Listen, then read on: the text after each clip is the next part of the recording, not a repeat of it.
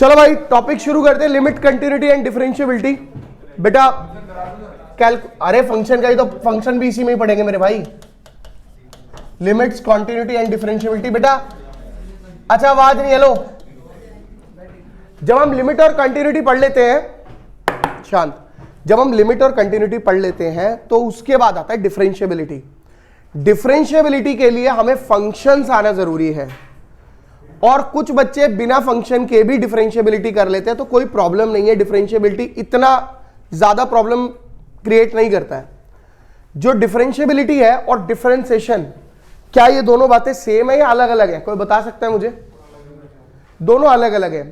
Differentiability में continuity limit वाला part use होकर डिफरेंशिएशन होगा, लेकिन डेरिवेटिव या डिफरेंशिएशन वो प्रॉपर वो है D by D x of parametric, logarithm, implicit वगैरह वगैरह। सर पूरे कैलकुलस में से अगर मैं बात करूं तो सबसे इंपॉर्टेंट टॉपिक कौन सा है बताओ? इंटीग्रेशन। सबसे बड़ा टॉपिक इंटीग्रेशन और सबसे इंपॉर्टेंट टॉपिक इंटीग्रेशन। गलत जवाब। सबसे इंपॉर्टेंट टॉपिक जो है वो डेरिवेटिव्स है। पहली बात तो ये याद रख लो, डेरिवेटिव्स वही वाला जो आपको आसान लगता था। जब आप डिफरेंशियल इक्वेशन करोगे, मतलब आपको पता ही है ना कैलकुलस में 4-5 चैप्टर आते हैं, लिमिट, कंटिन्यूटी, डिफरेंशिएबिलिटी। डिफरेंशिएशन आएगा, दूसरा एप्लीकेशन ऑफ डेरिवेटिव आएगा, इंटीग्रेशन आएगा, एओआई आएगा और डिफरेंशियल इक्वेशन आएगा। 6 चैप्टर हमारे इसके अंदर आएंगे। 6 चैप्टर में जो छठा चैप्टर है डिफरेंशियल इक्वेशन, उसके अंदर 2 चीजें यूज होती हैं, डिफरेंशिएशन एंड इंटीग्रेशन। ऐसे ही होता है, बट मैं आपको सच बता रहा हूं, बिना इंटीग्रेशन के पूरा डिफरेंशियल इक्वेशन सॉल्व कर सकते हैं। Point number 1।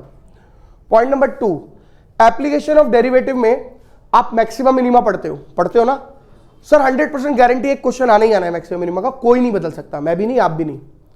तो मैक्सिमम मिनिमा में बिना डेरिवेटिव के कैसे करना है वो सीखेंगे मैक्सिमम मिनिमा में। लेकिन टेंजेंट, नॉर्मल, इंक्रीजिंग, डिक्रीजिंग, इनके अंदर सब में हमें डिफरेंशिएशन को यूज करना पड़ेगा। तो डिफरेंशिएशन हमारा इंपॉर्टेंट है रादर देन इंटीग्रेशन। अब बच्चे कहेंगे कि सर इंटीग्रेशन इंपॉर्टेंट क्यों नहीं है? ठीक है बेटा, अगर हम पूरे कैलकुलस की बात करें तो कोई बच्चा बता सकता है पूरे कैलकुलस में से कितने क्वेश्चन आते हैं? लगभग अप्रॉक्स 12, 8। बेटा कौन सी पी के बैठे हुए हो आज? 17 रुपए वाली क्या कह रहे हैं बेटा? शुद्ध मसालों से तैयार मत पिया करो, तभी ये हाल है तुम्हारा। क्या बताया था? माल्टा अच्छी रहती है। किस कैलकुलस से 12-13 क्वेश्चन आते हैं? बेटा हिस्ट्री वाले सर मैथ्स का बता रहे हैं। नहीं भाई, लेट्स लीव इट। कैलकुलस में कम से कम 30 क्वेश्चन तो है ही भाई, गिनवा देता हूं। लिमिट, कंटिन्यूटी, सिर्फ लिमिट, कंटिन्यूटी, डिफरेंशिएबिलिटी नहीं। डिफरेंशिएबिलिटी मिलाओगे तो 5 क्वेश्चन है, लिमिट कंटिन्यूटी में 2 से 3 क्वेश्चन है, डिफरेंशिएबिलिटी मिला के 5 क्वेश्चन मैक्स, डिफरेंशिएशन में से 2 क्वेश्चन 7, एओडी में 5 से 7 क्वेश्चन, इंटीग्रेशन में 5 से 6 क्वेश्चन, एओआई में 2 से 3, और जो हमारा डिफरेंशियल इक्वेशन है उसमें 6 से 7 क्वेश्चन। मोटे मोटे अगर हम ले 30 से 35 क्वेश्चन बनते हैं मोटे मोटे। अभी तो मैं सब में 1-1, 2-2 कम ही बोल रहा हूं, फिर भी तो एप्लीकेशन ऑफ इंटीग्रेशन में 2 से 3 रहेंगे लगभग। तो सबसे बड़ी बात आती है इंटीग्रेशन की, जिसके अंदर आप लोगों ने आज तक हमेशा इसको हवा बना के रखा हुआ है और ये सोच के रहते हो कि इंटीग्रल्स के बिना हम कुछ नहीं कर सकते, क्योंकि हमारी 12th इंटीग्रल्स के ऊपर डिपेंड करती थी, क्योंकि सब्जेक्टिव पेपर होता था। अब हमारा ऑब्जेक्टिव पेपर, हमें जरूरत ही नहीं है, मैं सच बता रहा हूं। लेकिन इंटीग्रेशन पढ़ेंगे बेटा, इसके मैक्सिमम आएंगे 6 क्वेश्चन। 6 क्वेश्चन में से आपको 1 क्वेश्चन की मैं गारंटी दे रहा हूं डेफिनेट इंटीग्रल आएगा, कम से कम डेफिनेट इंटीग्रल्स का 1 क्वेश्चन। डेफिनेट इंटीग्रल जो है वो बता देता हूं, निश्चित समाकलन जिसे हम बोलते हैं, जिसके अंदर हमारा एनसीईआरटी की 7.11 है ना, जिसमें 0 से π/2 याद है, कुछ ऐसे होते थे है ना। और उसमें भी जो सबसे इंपॉर्टेंट आता है वो इन 2 पे आपको ज्यादातर क्वेश्चन मिलता है, -a से a और 0 से 2a वाला, जिसपे आपका आंसर 0 आता है, ऑड इंटीजर्स बनता है, ऑड फंक्शन बनता है। याद आ रहा है कुछ? तो ये इंपॉर्टेंट है। आप एक चीज देखो, अगर हम इंटीग्रेशन को करने बैठे तो 496 क्वेश्चन एनसीईआरटी में विद एग्जांपल्स मिला के हैं। 496 क्वेश्चंस। मेरी बात सुनना, प्लस 496 के साथ साथ अगर मैं आपको ज्यादा बात नहीं करूं कि अगर हम करें एक्स्ट्रा क्वेश्चन तो 200 तो करेंगे, मोटे मोटे 696 यानी कि अप्रोक्सीमेटली 4 क्वेश्चन और डाले तो 700 क्वेश्चन होते हैं। 700 क्वेश्चन में हमारा पूरा इंटीग्रल खत्म हो रहा है, जिसमें से हम करके आ पा रहे हैं कितने, 6 क्वेश्चन, जिसमें से 1-2 टफ आ गए तो वो पक्की बात है, वो हमसे होंगे भी नहीं, है ना। तो आप एक बार बताइए, ये ज्यादा करना बेटर है। 700 क्वेश्चन में आपका अगर हम देखें मोटे मोटे तो आपके 10 चैप्टर खत्म हो जाते हैं। 10 चैप्टर में हर चैप्टर में अगर कम से कम भी लगाऊं 2 से 3 क्वेश्चन, तो 20 से 30 क्वेश्चन की प्रिपरेशन करना ज्यादा बेटर है, या 700 ये पढ़ना ज्यादा बेटर है। तो इंटीग्रेशन जो है वो हम बिल्कुल लास्ट में करेंगे। तो मैं जब भी पेपर के बारे में आपको बताता हूं हमेशा एक बात बोलता हूं कि पेपर को करना और अटेम्प्ट करना और पेपर को आना, मतलब पेपर आना और अटेम्प्ट करना, ये 2 अलग अलग बातें हैं। आप स्ट्रैटेजी के साथ चलो, एनडीए अपने आप क्लियर हो जाएगा। एनडीए कोई टफ एग्जाम नहीं है, बट टफ हमें इसलिए लगता है, 2 कारण है। एक, हम पूरा कवर करने के चक्कर में रहते हैं, पूरा कवर करने की जरूरत ही नहीं। आपको पता है डिफरेंशियल इक्वेशन, जब मैंने कुछ बच्चों ने पहले करा था मेरे से, तो मैंने आपको बताया था डिफरेंशिएशन से कर दो आंसर आ जाता है, बिना इंटीग्रेशन के। इंटीग्रेशन यूज ही नहीं करना हमने डिफरेंशियल में।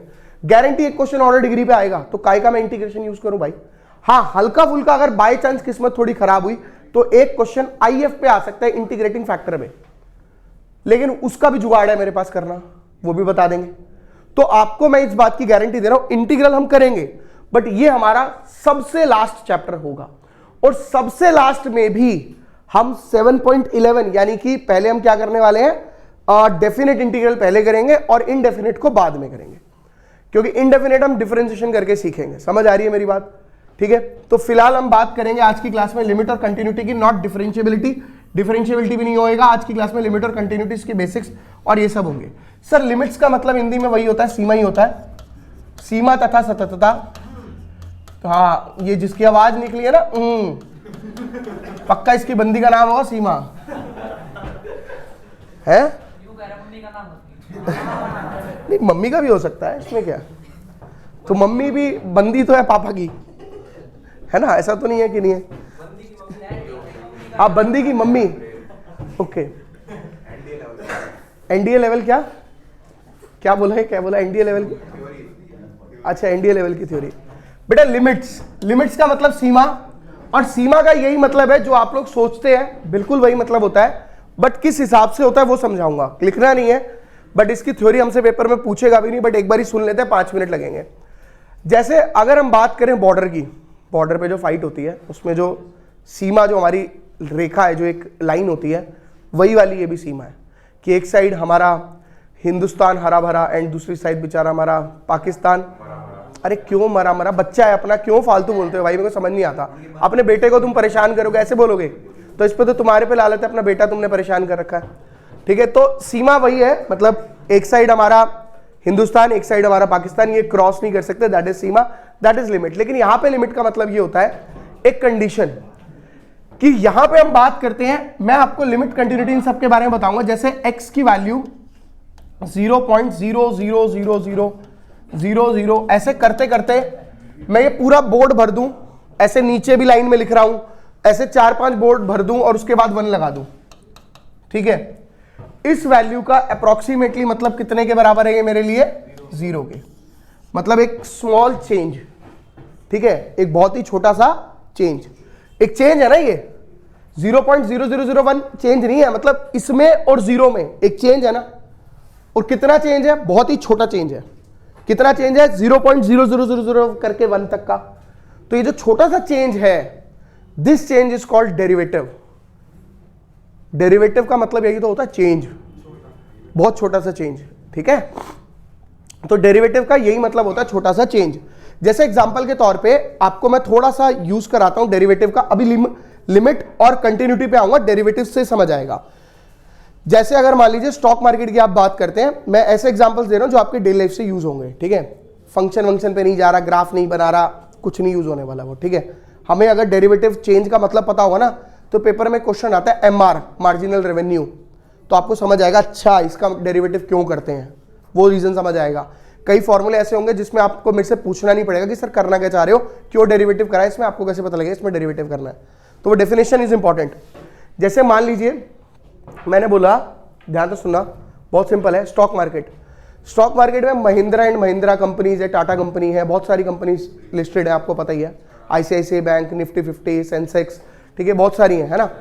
तो अभी क्या हुआ कि जैसे मान लीजिए आपने स्टॉक खरीदे, आपने कहा यार मैं स्टॉक में इन्वेस्ट करना चाहता हूं, मैंने 5,000 रुपए स्टॉक में लगा दिए, ठीक है।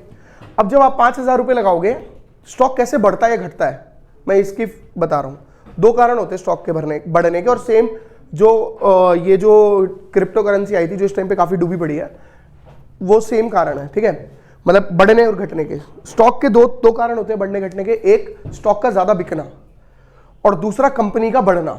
ये दो कारण है, सिंपल कारण है कोई भी स्टॉक जो बढ़ता है। जैसे आपने क्या किया, आपने 5,000, मान लीजिए कंपनी है महिंद्रा एंड महिंद्रा, उसके पूरे जो शेयर है वो 5,000 करोड़ के हैं।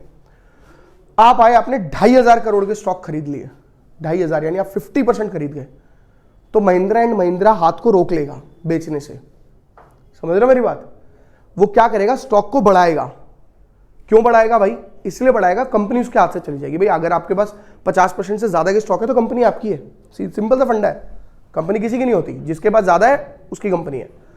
लेकिन अगर मान लीजिए आप 5,000 करोड़ है, आपने 5,000 के शेयर खरीदे, ऐसे बहुत सारे बंदे खरीद रहे होंगे, कोई 5,000 के, कोई 500 के, कोई 1,000 के, कोई 1,200 के, कोई 1,500 के।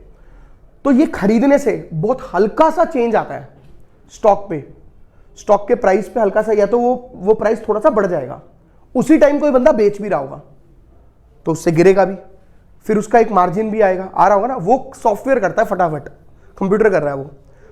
500 लोग खरीद रहे हैं 2,000 के, 1,000 लोग बेच रहे हैं 100, 200, 300 रुपए के, तो वो जो छोटा सा चेंज आता है कंपनी में, फिर भी फर्क पड़ेगा ना उससे, वो जो छोटा सा चेंज आएगा, that change is called derivative. उसी चेंज को हम डेरिवेटिव बोलते हैं, ठीक है। और इसीलिए स्टॉक में मैंने आपको इसलिए बोला क्योंकि वहां पे लिखा होता है डेरिवेटिव्स। अब एक क्वेश्चन आ गया है स्टॉक पे, तभी मैंने आपको दिया था कि एक स्टॉक, ये वाला एग्जांपल दिया, एक क्वेश्चन आया हुआ है प्रीवियस ईयर में, मैं आपको दिखाऊंगा स्टॉक के ऊपर, और उस पर डेरिवेटिव निकालना होगा, तो ऐसे हमें पता लग जाएगा। सिंपल समझ आ गया। लेकिन एक लिमिट तक बढ़ेगा या घटेगा, यही होगा ना भाई। आप एकदम से 2,500 करोड़ डाल दो फिगर और आपने खरीद लिया स्टॉक, तो एक तो पॉसिबल भी नहीं है इतने महंगे खरीदना एकदम से, एक ही मतलब किसी न किसी पोर्टल के थ्रू खरीदोगे ना, तो वो पॉसिबल नहीं है, या आपको थोड़ा टाइम लगेगा वगैरह वगैरह, वो छोड़ दो। अब आते हैं, हम बात करते हैं लिमिट, सीमा और कंटिन्यूटी क्या होती है, ठीक है। एग्जाम्पल के तौर पे जैसे मान लीजिए लिमिट का मतलब है, जैसे अब मैंने बोला कि भाई ये कहता है मेरे को रोहिणी छोड़ देना, मैंने कहा भाई तेरे को छोड़ दूं, कोई दिक्कत नहीं, तो अपना भाई है, 2-3 दिन 5 दिन हो गए मैं इसको छोड़ रहा हूं, कोई दिक्कत नहीं है। अच्छा अब क्या हुआ, अब एक दिन क्या हुआ, इसने मेरे को बोला, इसने नहीं मैंने इसको बोला, मैंने बोला यार मेरे को ना 5 लाख रुपए की जरूरत है, ठीक है। इसने, मैंने इसको बोला भाई मेरे को 5 लाख की जरूरत है यार, दिलवा दे। इसने बोला सर मेरे पास तो है ही नहीं, मैं घर वालों से क्या बोलूँ, घर वाले 5 रुपए तो वैसे नहीं देते मेरे को, आप 5 लाख की बात कर रहे हो, है, ठीक है। तो हाँ ये नहीं जा रहा है अभी भी। अब अगले दिन मेरे साथ गया दोबारा, फिर अगले दिन दोबारा गया, तो जब अगले दिन जाता कहता सर मेरे को 3 लाख दिला दो कहीं से, मुझे भी जरूरत है।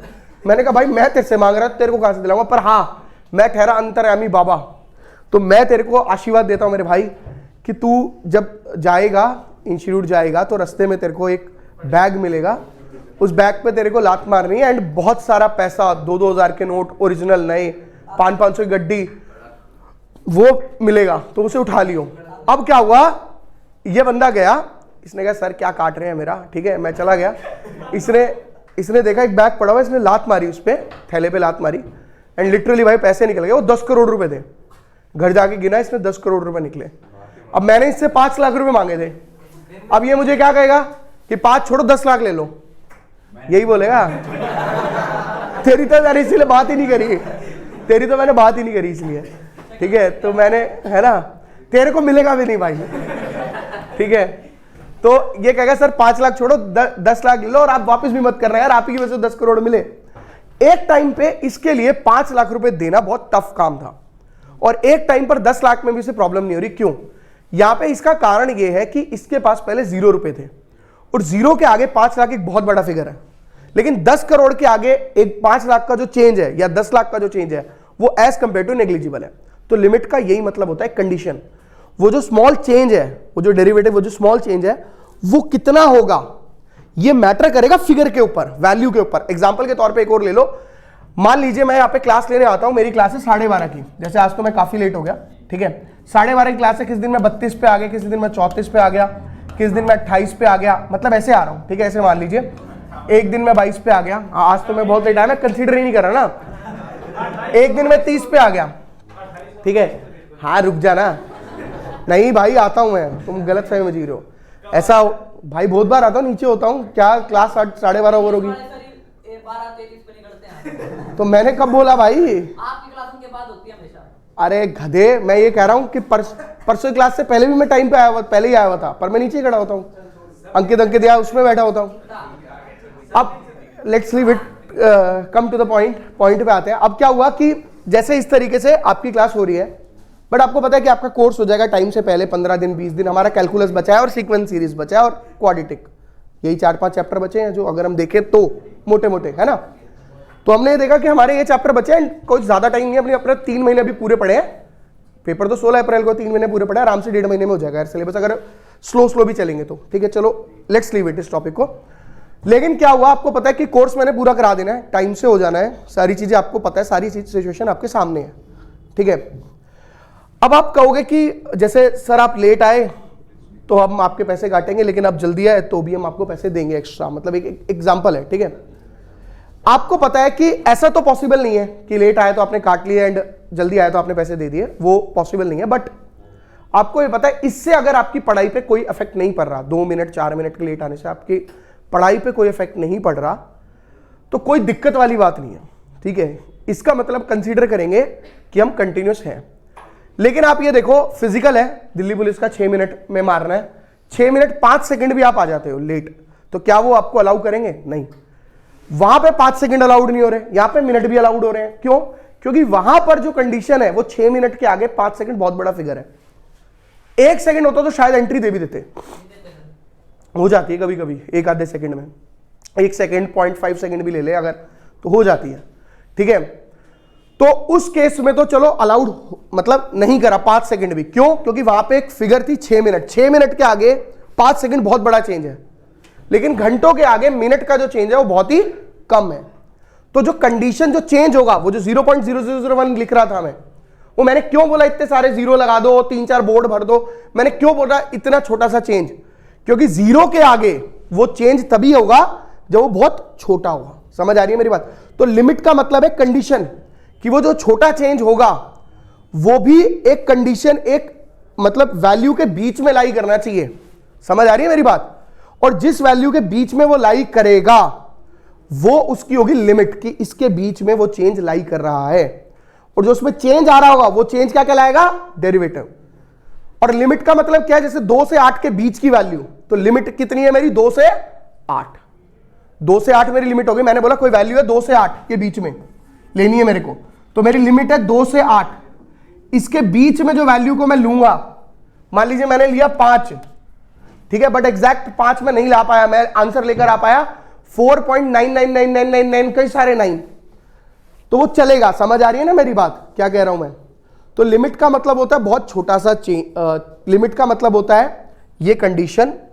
डेरिवेटिव का मतलब होता है जो लानी होती है वैल्यू, उस पर एक छोटा सा चेंज, वो डेरिवेटिव है हमारा। और जिस वैल्यू तक पहुंचने के रास्ते होंगे वो कहलाएगा कंटिन्यूटी, और उन रास्तों से कोई फर्क नहीं पड़ रहा। जैसे x बराबर 5 लाना था, तो 5 कोई बंदा ऐसे भी ला सकता है 4.999 करके, बहुत सारे 9 लिख दिए, 5-10 बोर्ड भर गए। और एक बंदा लेकर आ रहा है 5.0000 करके 1, जो बहुत सारे बोर्ड भर गए। और एक बंदा लेकर आ रहा है एग्जैक्ट 5। इन तीनों वैल्यू पर फंक्शन, अगर इन तीनों वैल्यू पर फंक्शन की वैल्यू सेम है तो ये फंक्शन कैसा है? कंटिन्यूअस। जैसे कि मान लीजिए मेरे इतना लेट आने से आपके कोर्स पे कोई भी फर्क नहीं पड़ रहा है, तो इसका मतलब ये कंटिन्यूअस कंसीडर होगा कि आपको कोई फर्क नहीं पड़ रहा। मेरे लेट आने से यहां पे मैं फंक्शन था, समझ आ रही है ना मेरी बात? तो मैं फंक्शन था, तो उससे कोई फर्क नहीं पड़ रहा, दैट इज कॉल्ड कंटिन्यूटी। समझ आ रहा है कंटिन्यूटी का मतलब? तो कंटिन्यूटी के लिए पहले हम लिमिट के बारे में बात करेंगे। इसीलिए अगर आप देखते हो तो लिमिट कई बार होती थी x tending to a plus fx, होती थी a प्लस। a प्लस का क्या मतलब है? जिसमें मैं 2 मिनट 3 मिनट लेट आ गया। समझ आ रही है मेरी बात? हाँ, आगे का थोड़ा सा एक्स्ट्रा आ गया, मैं 2 मिनट लेट आया था, 3 मिनट लेट आया था, दैट इज a प्लस, ठीक है। जिस दिन जल्दी आ गए क्या कहलाएगा उसे ए माइनस, और जिस दिन एग्जैक्ट आ गए उस पे क्या कहलाएगा ए, जीरो नहीं, चेंज जीरो है, ठीक है। अब ये मैं क्यों बातें बता रहा हूं, अभी आपको दिखाऊंगा कंसीडर द फॉलोइंग स्टेटमेंट, उसमें ये लिखा हुआ आता है, तो वो थ्योरी इंपॉर्टेंट है सुनने वाली जो हम सुन रहे हैं। हम यहां पे पुट किया करते थे, पर पेपर में हमें ऐसे नहीं करना है, बट हमें पता होना चाहिए पुट किया करते थे ए प्लस एच। ए प्लस एच क्यों भाई, मेरे को 12:30 आना था, पर मैं 12:30 में 2 मिनट एक्स्ट्रा ले रहा हूं आने में, मेरी बात समझना। लेकिन ये जो h है यहां पे हमेशा h टेंडिंग टू 0 आता था। क्यों आता था h टेंडिंग टू 0? क्योंकि ये जो मैं 2 मिनट लेट आ रहा हूं, ये लेट टाइम जो है ये एज कंपेयर टू मेरे लिए क्या है, नेग्लिजिबल, ना के बराबर। समझ आ रही है? इसीलिए हमेशा h टेंडिंग टू 0 होता है। अब पेपर में ऐसे क्वेश्चन आ गया, मान लीजिए कि भाई जब RHL लिमिट, इसे बोलते हैं कौन सी, RHL लिमिट, अभी बताऊंगा मैं, राइट हैंड लिमिट। तो राइट हैंड लिमिट में जब भी हम चेंज लेते हैं वो हमेशा 0 होगा, यस। राइट हैंड लिमिट में चेंज इज ऑलवेज 0, तो consider the following statement, yes it is true, ठीक है। लेफ्ट हैंड लिमिट में भी चेंज क्या हुआ, जिस दिन मैं पहले आ गया, ठीक है, क्या कहलाएंगे उसको, चेंज कितना कहलाएगा वो, h tending to 0 f of a minus h। बात समझ आ रही है? यहां तो कोई दिक्कत है ही नहीं। इसको बोलते हैं LHL, इसको बोलते हैं RHL, सॉरी RHL, और इसको LHL, और ये कहलाएगा fx।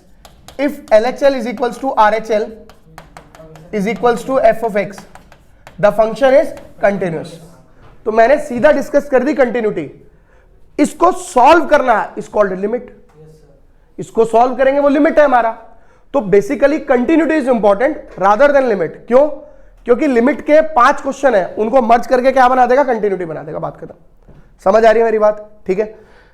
कंटिन्यूटी को हम बहुत ही आराम से शॉर्ट ट्रिक में कर सकते हैं, अभी कुछ लिखने वाला नहीं है। अगर आप अभी LHL RHL f of x वाला हम लिखेंगे, वो कोई दिक्कत नहीं है, ठीक है। हमारे को इंपॉर्टेंट है यहाँ पे फॉर्मूलाज। तो पहले हम स्टार्ट करेंगे फॉर्मूला से।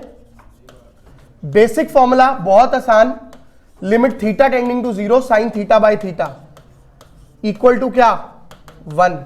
याद है? Limit theta tending to 0 tan theta by theta क्या होता है, 1।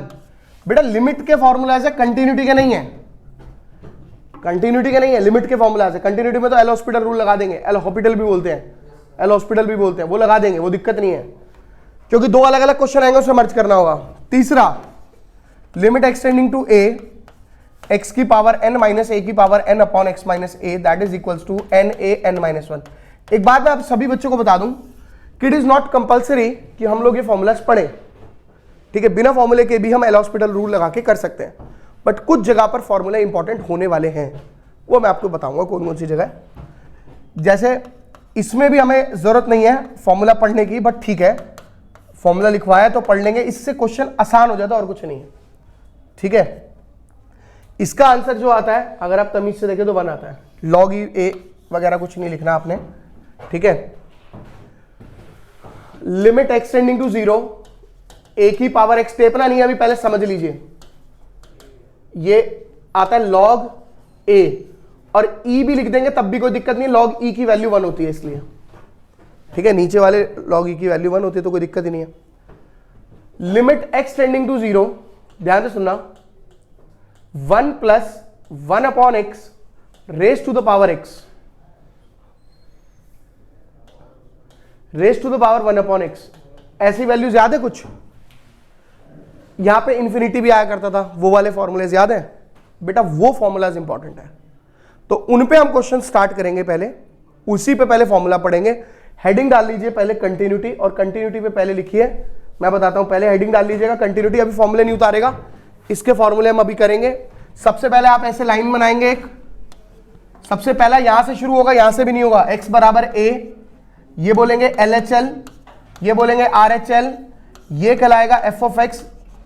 LHL का मतलब है x की वैल्यू a माइनस h, लेकिन h हमेशा टेंड्स करेगा 0 तक, और RHL की वैल्यू क्या है, x बराबर a प्लस h, और h टेंडिंग टू 0 तक। बोलो कोई दिक्कत है? जल्दी से उतारिए, क्वेश्चन फॉर्मूले डिस्कस करेंगे और 2-3 जल्दी से, और उसके बाद फॉर्मूले उतार लेना जल्दी से।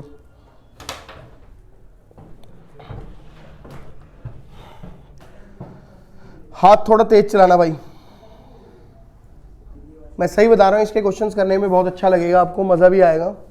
ये फॉर्मूले उतारने के बाद जो दो फॉर्मूले हम पढ़ रहे हैं, देखो इन फॉर्मूले के बिना काम हो सकता है, एल हॉपिटल रूल यूज कर लेंगे आपका काम हो जाएगा। लेकिन दो फॉर्मूलाज ऐसे हैं जिनके बिना आपका काम नहीं होगा, जो मैंने आपको कराया था, limit x tending to 0, 1 + x raise to the power 1/x। ये फॉर्मूला आपका एल हॉपिटल में यूज नहीं होता, इसकी वैल्यू 1 ई होती है। और इसी का ये उतार लिया, ये वाला हल्का सा चार्ट जो पढ़ाया था ये हटा रहा हूं। इसी का एक हल्का फॉर्मूला होता है, limit x tending to 0 sorry infinity, 1 + 1/x raise to the power x is always equal to e. ये कर क्या रहे हैं, पहले आप उतारो फिर मैं और समझाऊंगा। ये दोनों फॉर्मूले के बिना हम यूज नहीं कर सकते। इस पे जनरली एक्स ग्रुप पे क्वेश्चन आता है और आ भी चुका है बहुत बार। Generally a⁻x-1/x is equal to log base e a tending to 0 हमेशा। हम इसमें 0 है, इसमें इंफिनिटी है 0। यहां पे तो लिमिट है ही नहीं, log ई ए, इसमें भी 0 है। हो गया भाई, ठीक है। ये हमारे दो बेसिक फॉर्मूला थे। इसी पे पहले एक दो सिंपल चीजें समझा दूं, उसके बाद करेंगे बेटा। इसके अंदर एक चीज समझना, अगर यहां पे 1 है तो यहां पे अपॉन 1 है, तो इसलिए इसकी पावर 1 आ रही है। अभी क्वेश्चन बताऊंगा तो और क्लियर होगा। यहां पे अगर नीचे 1 है तो उसका रेसिप्रोकल है इधर बाहर, यहां पे भी ऐसे ही हो रहा है, जो इधर लिखा है उसका रेसिप्रोकल। और पावर अगर यहां पे 1 है तो यहां पे 1 आ रहा है। ये दोनों सेम ही फॉर्मूले हैं, बस फर्क ये किया हुआ है कि 1/x को हमने लेट कर लिया है। इसलिए अभी मैं आपको कुछ छोटी चीजें बताऊंगा, जैसे कि limit x tending to 0 sin 1/x exist करता है नहीं करता, ये सब छोटे छोटे पॉइंट होंगे। Exponential is always increasing function, कुछ याद करने वाली टर्म्स होंगी, वो बहुत इंपॉर्टेंट है। तो पहले हम इसको समझ के चलेंगे। जैसे मैं आपको बता रहा था, आपके पास जैसे क्वेश्चन आ गया, मान लीजिए limit x tending to 0 x + 5 raise to the power 1/x। अब इसकी वैल्यू पूछिए हमसे क्या होगी, ठीक है। तो पहले तो देखते ही आपको समझ आ जाना चाहिए जो क्वेश्चन है ये उस वाले फॉर्मूले पे होगा। अब इसमें एल हॉपिटल मत लगाना, नहीं लगेगा। अगर आप लगाना चाहते हो तो एल हॉपिटल नहीं लग रहा, अगर कोई बच्चा लगाना चाहता है तो एल हॉपिटल सिर्फ इन दो कंडीशन में नहीं लगता, बाकी सब जगह लग जाता है। मैं लगा इसमें भी सकता हूं, मैं मेरे को आता है, बट वो कॉम्प्लिकेटेड है। मतलब कैसे लगाऊंगा, अगर आपको सुनना है तो सुन सकते हो। इस पूरे को वाई ले लूंगा, लॉग लूंगा, सॉल्व करूंगा, बट लेंथी मेथड है बहुत, ठीक है। अब मैंने करा क्या, बेसिकली मेरे को दिखना चाहिए कि ये जो है इस पैटर्न पे, क्योंकि बाहर पावर 1/x है, तो मैंने क्या किया, ये कहता है ऐसे लिख लेता हूं 5 + x raise to the power 1/x। ये समझ आ रही है मेरी बात बेटा? एक मिनट, यहां पे मैं एक छोटी सी मिस्टेक कर दी, मैंने यहां पे 5 लगा रहा हूं, यहां पे 1 है। चलो नहीं भी है तब भी चला देंगे हम तो, ठीक है। अगर नहीं भी है तब भी चला देंगे, पर मेरे को आसान क्वेश्चन कराना है पहले, इसलिए मैं आपको ये बता रहा हूं, ठीक है। क्योंकि कॉमन ही लिया हुआ उसमें और कुछ नहीं किया हुआ, पहले आसान बता रहा हूं। 1 + x/5 दिया हुआ है, ठीक है। तो आप क्या करेंगे इसमें बताइए जल्दी से मुझे। मैं अगर इसके अंदर, मैंने आपको क्या बताया था, जो इधर है उसका रेसिप्रोकल बाहर होना चाहिए। तो रेसिप्रोकल बाहर करने के लिए क्या करोगे, मल्टीप्लाई डिवाइड मार दे भाई, मार दे। तो वैल्यू कितनी आ गई, ये पूरी वैल्यू कितनी हो गई, ई। तो ई की वैल्यू 1/5, आंसर खत्म। बोलो मुश्किल है, बट ऐसे नहीं करना, इससे भी आसान तरीका है अपने पास, छोड़ दो। मैं रुक जाता हूं मेरे, जैसे आपके पास हो लिमिट एक्सटेंडिंग टू 0, मैंने बोला x + 8 upon x - 9 raise to the power 1/x। Sir इसका आंसर गारंटी के साथ ये होगा e की पावर 8 + 9 यानी 17, और नहीं है कोई खतरा। अब चाहे इंफिनिटी वाला क्वेश्चन आए, चाहे टेंडिंग टू 0 का क्वेश्चन आए, दोबारा समझेंगे पहले इसको अच्छे से, फिर आगे बढ़ेंगे। अबे बताया ही नहीं मैंने अभी, आएगा कहां से। आपने सबसे पहले पहचान लिया ये एक्सपोनेंशियल वाला केस है, बात खत्म। सबसे पहले आपने पहचाना ये कौन सा केस है, एक्सपोनेंशियल वाला, पहचान लिया। अगर ये एक्सपोनेंशियल वाला केस है तो आंसर होता है e की पावर, जो यहां लिखा हुआ है कांस्टेंट, माइनस नीचे वाला कांस्टेंट, खत्म। माइनस माइनस प्लस हो गया ना, माइनस एक ऑलरेडी है, माइनस आना ही आना नीचे, जैसे बेस से में पावर क्या होती है, माइनस होती है ना, तो वही है। जैसे अगर मान लीजिए मैंने बोला limit x tending to 0 2x minus 5 upon 2x minus 3, तो इसका आंसर, और सॉरी 1 अपॉन एक्स, इसका आंसर e की पावर -5 प्लस 3 नहीं होगा, क्योंकि पहली कंडीशन ये है x का कोफिशिएंट 1 होना चाहिए बस, यानी कि यहां से 2 कॉमन, यहां से 2 कॉमन, तो क्या बनेगा ये, ऊपर से 2 नीचे से 2 कॉमन लेके x minus 5/2 upon x minus 3/2, limit तो चली रही है आपकी, मैं लिमिट नहीं लिख रहा, तो e की पावर -5/2 माइनस फिर -3/2 क्या हो जाएगा, प्लस, ये इसका आंसर आएगा। कैलकुलेशन तुम कर लोगे, कैलकुलेशन इतना बड़ा इशू नहीं, e की पावर -1 1 अपॉन। तो बेटा चाहे ऐसा क्वेश्चन हो चाहे इंफिनिटी दे दे, बस पहचान लेना कि ये उन दो क्वेश्चन में से जिनमें हमारा एल हॉस्पिटल रूल या एल हॉस्पिटल रूल अप्लाई नहीं होना। समझ आ रही है मेरी बात, ठीक है। तो सबसे पहले हेडिंग डालेंगे कि when L'Hospital rule is not applied, और ये दो क्वेश्चन लिखेंगे और डायरेक्ट आंसर लिखेंगे।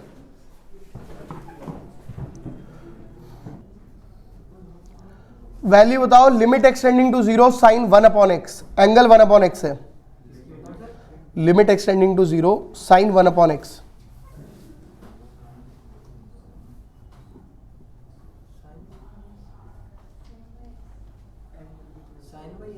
साइन 1 अपॉन एक्स मेरे भाई, limit x tending to 0 sine 1 upon x.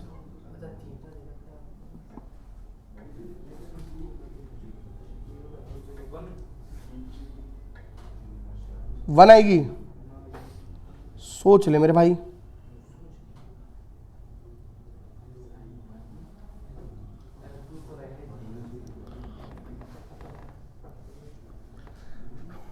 कोई बता सकता है बेटा, इस केस में limit does not exist. Reason सुन लीजिए क्यों। जब आप नीचे 0 डालेंगे तो 1/0 इज इंफिनिटी। वैसे मतलब ऐसी चीजें मेरे को सिखानी है, लेकिन अगर limit x into sine 1/x है, limit x tending to 0 x into sine 1/x, इसकी वैल्यू 0 होती है। कैसे होती है वो नहीं पता, सीख ही नहीं रहे अभी। आज हम इस पे नहीं करेंगे, मैं आपको 13-14 कंडीशंस लिखवाऊंगा। सर मैं आपको 100% गारंटी दे सकता हूं, एक क्वेश्चन उस कंडीशन पे पेपर में आएगा, एक्स ग्रुप या एनडीए या दोनों में 100% आएगा। इंपॉर्टेंट है वो 13-14 कंडीशन, ऐसे ही होंगी जैसे पहली कंडीशन थी, ठीक है। फिर दूसरी कंडीशन हो गई sine limit x tending to 0 x into sine 1/x, फिर मैं इनवर्स लगा दूंगा, फिर मैं आपको तो इसमें निकालने का तरीका सीखेंगे मेन 13 कंडीशन से हम, कि कैसे कैसे निकाला जाता है। एक बार हमने 13 कंडीशन से निकालने का तरीका सीख लिया, सब सीख लिया, फिर टेंशन खत्म है साड़ी, ठीक है। चलिए अब हम शुरू करते हैं। सबसे पहले लिमिट और कंटिन्यूटी के मिक्स करके क्वेश्चंस, जिसमें हम एल हॉस्पिटल रूल लगाएंगे। बेटा दो तरीके से क्वेश्चन आता है, मतलब अभी मैं आपको फिर से वही बोल रहा हूं कि 13 कंडीशन में मैं आपको यह भी बताऊंगा कि आप ग्रेटेस्ट इंटीजर फंक्शन कैसे काम करेगा, ठीक है। Limit x tending to 0 greatest integer function कैसे करना है, ग्रेटेस्ट इंटीजर फंक्शन का इंटीग्रेशन कैसे करना है, वो सारी चीजें हमने सीखनी है 13 कंडीशन के बाद। दूसरी बात, ऐसे पूछेगा कि ये फंक्शन कंटिन्यूअस है तो क्या ये डिफरेंशियल भी होगा, या ये फंक्शन डिफरेंशियल है तो क्या ये कंटिन्यूअस भी होगा, तो ये एक टाइप है। तो लिमिट और कंटिन्यूटी में 3-4 चीजें एग्जिस्ट करती हैं। पहला, लिमिट के क्वेश्चन, बेसिक क्वेश्चन जो हम आज करने वाले, जिसमें एल हॉस्पिटल रूल या तो लगता है या पीछे आपने देखा नहीं लगता। दूसरा, जिसमें मैं आपको बताऊंगा ग्रेटेस्ट, जैसे ग्रेटेस्ट इंटीजर फंक्शन है वाली कंडीशंस। तीसरा, जिसमें मैं सारी कंडीशन पढ़ाऊंगा, ठीक है, जिसमें हम ये भी पढ़ेंगे कि कंटिन्यूटी है, कंटिन्यूअस फंक्शन तो डिफरेंशिएबल है कि नहीं। तो क्वेश्चन से शुरू कर रहे हैं हम, पहला पार्ट कर रहे हैं आज अपना। मैं निकाल रहा हूं 1 मिनट।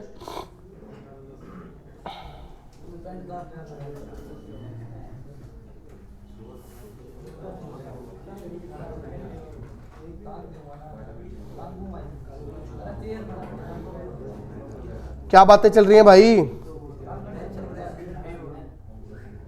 मैच चल रहा है?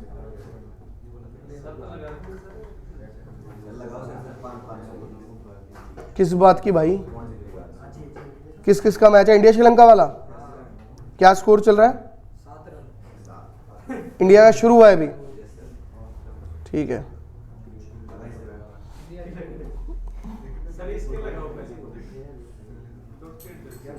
शर्त लगानी है इसको। नहीं 500 रुपए जेब में पड़े हैं।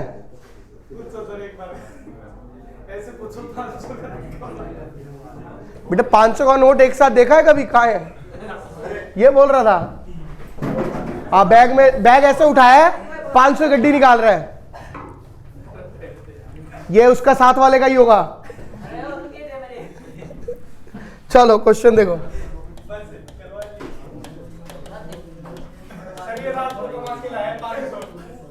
बेटा नहीं, ऐसे कमाई इधर देख ले, अच्छी नहीं है। Sine x upon sine 3x। भाई बेसिक, मैंने पहले बोला बेसिक क्वेश्चन से शुरू कर रहे हैं ताकि हमें चीजें लगानी आ जाए। कैसे लगाना हमें? शाद इधर देखो, बताओ कैसे करेंगे।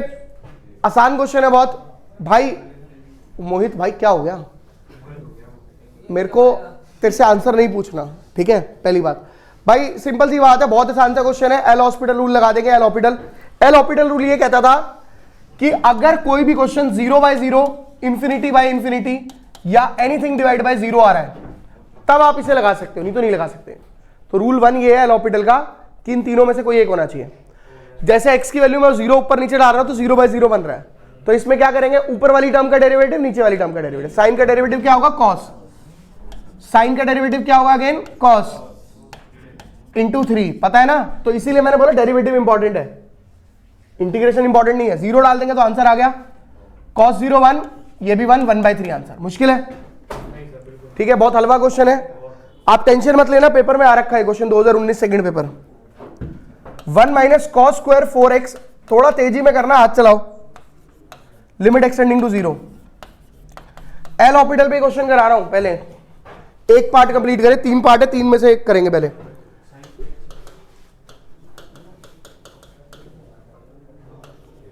एक क्वेश्चन इस कंडीशन, इन वाले क्वेश्चंस पे आएगा 100% पेपर में। एक इन वाली कंडीशन पे पक्का आना है, हल्के लेवल के क्वेश्चंस में।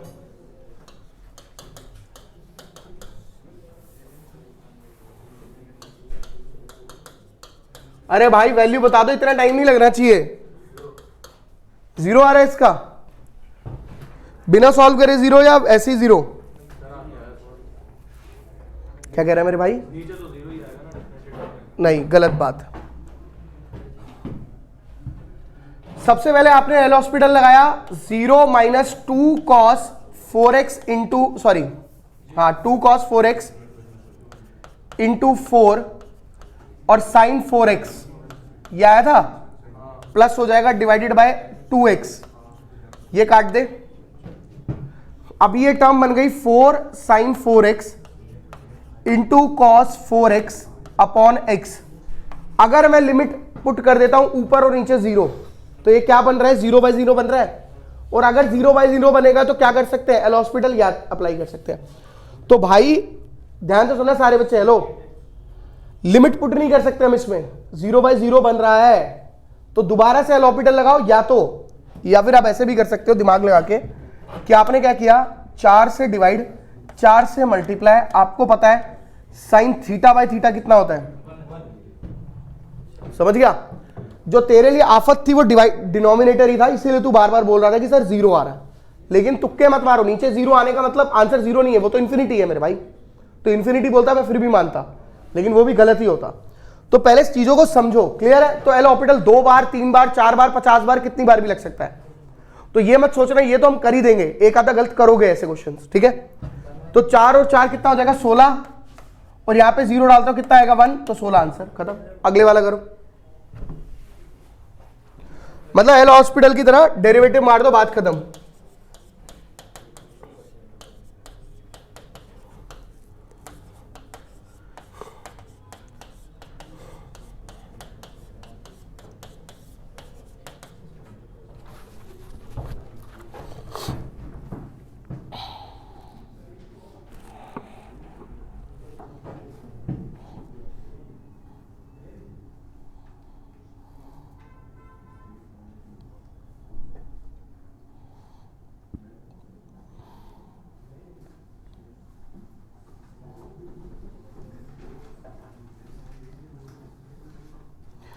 ये क्वेश्चन 2018 के फर्स्ट पेपर में भी आया और एग्जैक्ट सेम वैल्यू तक चेंज हुई 2015 के सेकंड पेपर में, बिल्कुल सेम था।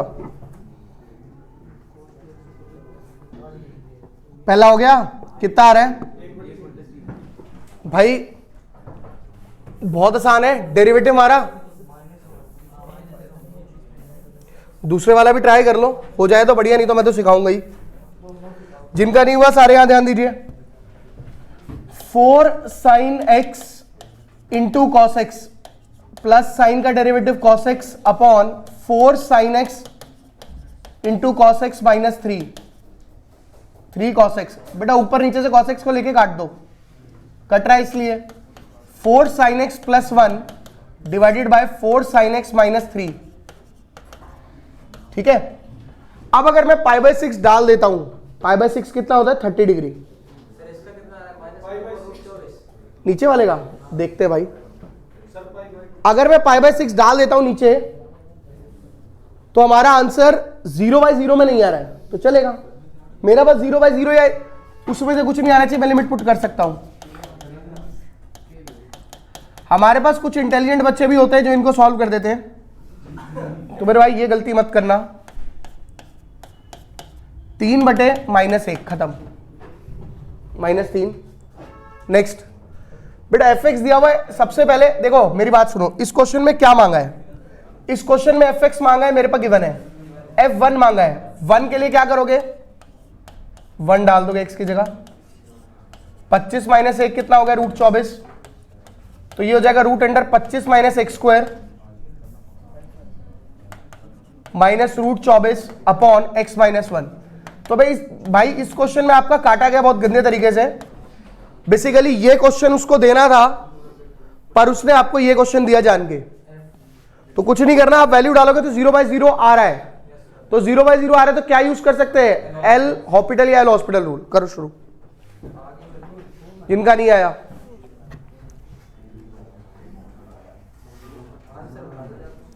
और रुक जा ताड़कासुर,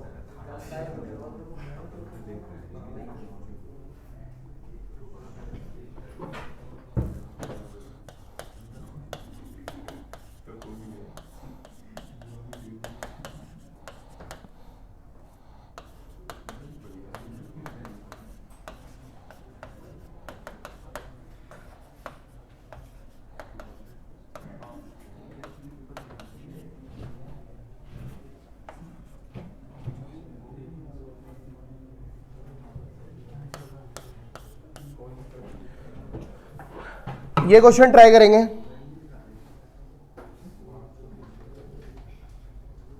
और देख के करने वाला क्वेश्चन है, मतलब देख के एक ही बारी में, कोई इतना कॉम्प्लिकेटेड क्वेश्चन नहीं है।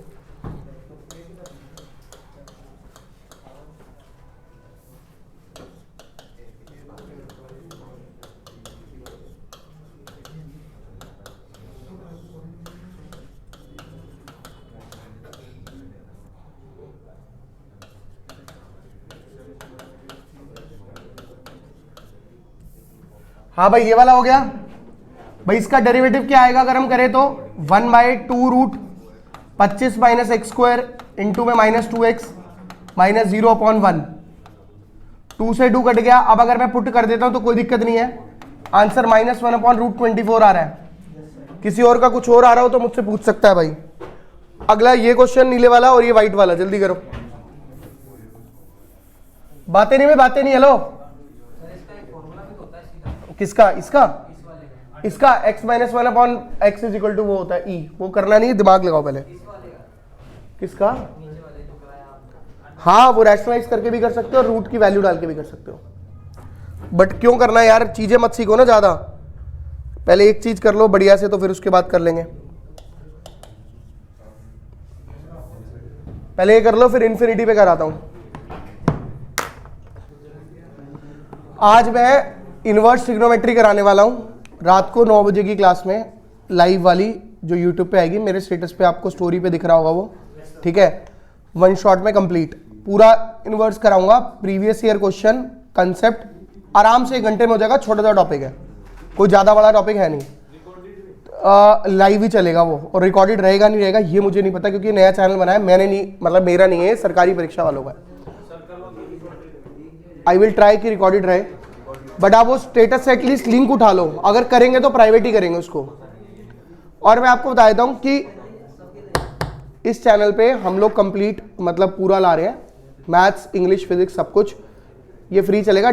इसके टाइमिंग अलग अलग है सब क्लास के, जैसे इंग्लिश की क्लास 7 बजे है, मैथ्स की क्लास 9 बजे है, और केमिस्ट्री की क्लास जो है वो सुबह 10 बजे थी, ठीक है, बट कुछ टेक्निकल इशू आया था वॉइस का, तो वो नहीं हुई। फिजिक्स की क्लास भी चल रही है, टाइमिंग क्या है वो नहीं पता, उसमें देख लेना। तो आप लोग आराम से वो क्लासेस कर सकते हो, अगर करना चाहते हो तो वो बिल्कुल फ्री चलेगी। पॉइंट ये है कि फ्री के चंदन वालों में ये होता है प्रॉब्लम कि जब भी आप कोई भी फ्री का कहीं पे भी देखते हो ना पोर्टल पे, तो उसमें क्या होता है 10-12 लेक्चर फ्री कर दिए, उसके बाद वो पेड पे ले आते हैं। ये पेड नहीं चलेगा, ये कंप्लीटली फ्री चलेगा तुम्हारे एग्जाम तक।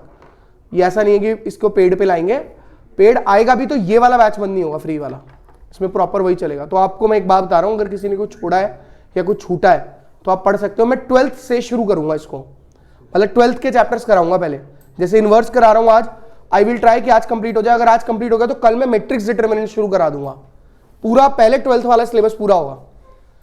तो अगर आपका कोई 12th में भाई बहन या कुछ भी है तो वो भी पढ़ सकता है, क्योंकि मैं 12th को लेके चल रहा हूँ यहाँ पे पहले, फिर मैट्रिक्स डिटरमिनेंट, फिर लिमिट डेरिवेटिव, फिर एओडी, ऐसे चलेगा। तो आप वहां पे भी पढ़ सकते हो आराम से। वो मैथ्स वाली क्लास रात को 9 बजे चलेंगी डेली, मेरे स्टेटस पे दिख रही होंगी। मैं कोशिश करता हूँ रिकॉर्डेड करवा दूं, बट तू लिंक उठा के अपने पास रख लिया अगर कहीं पर भी, जैसे लिंक उठा के किसी व्हाट्सएप पे सेंड कर दे, समझ गया ना, या कोई अपना ही अपने साथ ग्रुप बना ले, ठीक है, उस पर डाल देकर। अब मान नहीं देख पा रहा तो वो लिंक सेव रहेगा तो ज्यादा से ज्यादा वो प्राइवेट अनलिस्ट करेंगे, अनलिस्ट में लिंक से दिख जाता है। बेटा इसका आंसर बताओ क्या आ रहा है। पर हाँ ये भी बता दूं, इसके अंदर जो मैं 12वीं वाला सौदा बोल रहा हूं ना, इसमें मैं 800,000 क्वेश्चन कराने वाला हूं एनडीए के। सिंगल क्वेश्चन बाहर से नहीं आने वाला, वो पढ़ लो पूरा, एक सिंगल क्वेश्चन।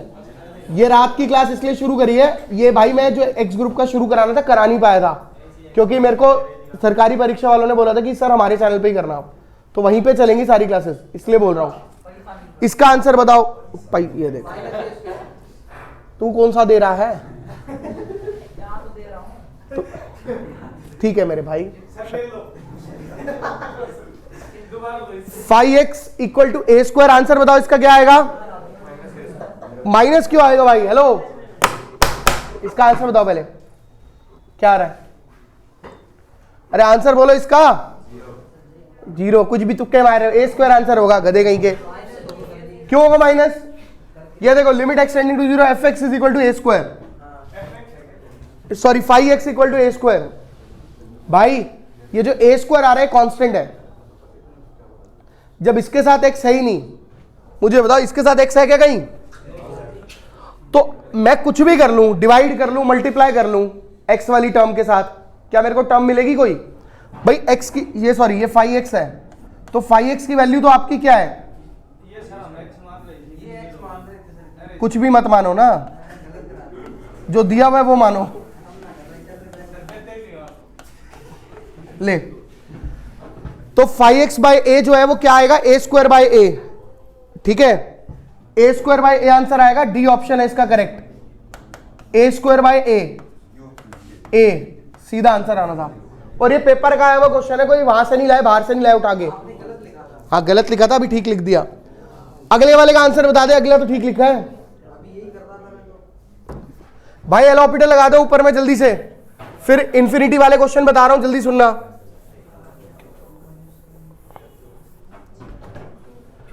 क्या होगा डेरिवेटिव इसका, साइन का कॉस, और एक्सपोनेंशियल का क्या होगा सेम, अपॉन लॉग का 1/x-1। अब अगर मैं 2 डाल रहा हूं तो मुझे कोई प्रॉब्लम हो नहीं रही है, 0/0 नहीं आ रहा है।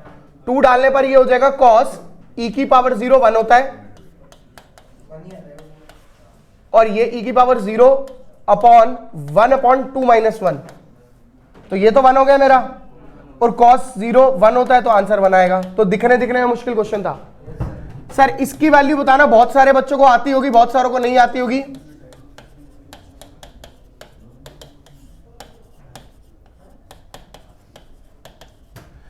देखो इंफिनिटी में मैंने कोई क्वेश्चन बताया नहीं, आंसर क्या होगा इसको कोई बता सकता है, गलत है, 4/3 is the correct answer.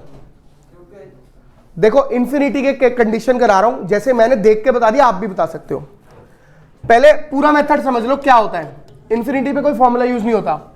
X square common लिया, 4 + 2/x -1/x। आप एल हॉपिटल भी लगा सकते थे, बट 2 बार 3 बार 4 बार ऐसे लगेगा वो।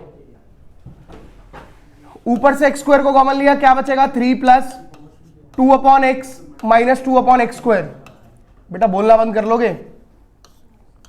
अब अगर मैं इंफिनिटी की वैल्यू डाल देता हूं तो 2/∞ 0, ये भी 0, ये भी 0, ये भी 0। आंसर कितना आ गया?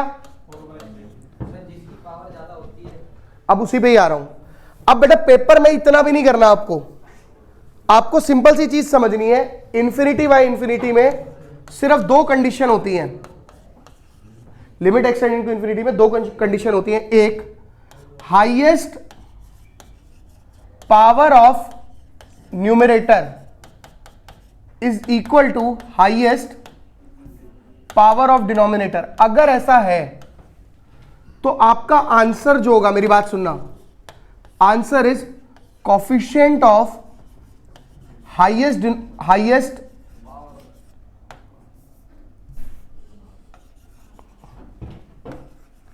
Highest power divided by coefficient of highest power. बेटा ऊपर वाले का देखो, हाईएस्ट पावर का कोफिशिएंट क्या है? 4, नीचे वाले का क्या है? 3, तो 4/3 आंसर डायरेक्ट। हाईएस्ट पावर वाले का कोफिशिएंट उठाना है। ये वो केस है जब हाईएस्ट पावर ऑफ न्यूमरेटर और हाईएस्ट पावर ऑफ डिनोमिनेटर कैसी है? सेम है, इक्वल है, बराबर है। लेकिन दूसरी यही कंडीशन हो सकती है, इसके अलावा और कोई कंडीशन एग्जिस्ट नहीं करती। दूसरी कंडीशन ये हो सकती है, highest power of numerator is less than highest power of denominator. उस केस में आपका आंसर 0 आएगा, कुछ भी वैल्यू हो, कोई फर्क नहीं पड़ता। एग्जांपल उठा लो, मैंने बोला limit x tending to infinity 2x² + 5x - 3 divided by 8x³ + 2x - 1।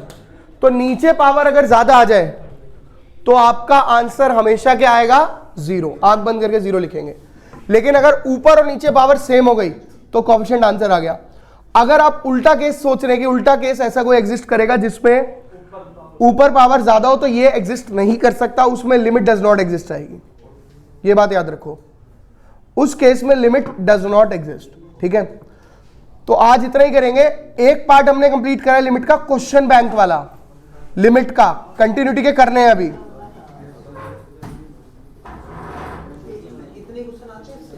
अबे अभी कराए का है क्वेश्चन, अभी तो बेसिक कराया आज।